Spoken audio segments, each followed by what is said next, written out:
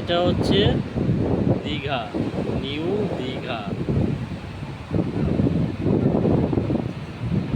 এটা নিউ দীঘা, দেখতে পাচ্ছ সমুদ্র সৈকত। এটা যে ঢেউ উঠছে পাথরের মধ্যে, দেখো এটা দেখে নাও।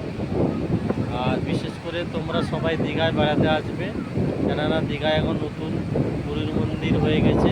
তারপরে দীঘায় আবার এটা নতুন একটা হয়েছে, দেখতে পারো। এটা মধ্যিখান্তে, মানে মধ্যিখান্তে বলতে দীঘায় যে তোমার যেটা পুরীর মন্দির করেছে, সেই মধ্যিখান দিয়ে দীঘা আসা মানে সমুদ্রে আসা চার করার জন্য এটা সুন্দর করে করেছে। তোমরা দেখতে পারো, যে খুবই সুন্দর হয়েছে।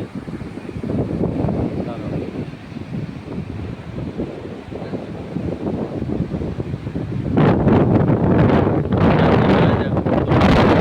বসে আছে, দেখতে পাচ্ছ। এই দেখো হেভি এটা। তোমরা সবাই আসবে দীঘায়। সবাই তো জানো দীঘায় কী ব্যাপার। যাদের যত মন খারাপ হোক না কেন, দীঘায় আসবে, সব মন একদম ফ্রি হয়ে যাবে, পুরো শান্তি হয়ে যাবে, একদম শান্তি ক্লিয়ার, একদম মন ক্লিয়ার হয়ে যাবে।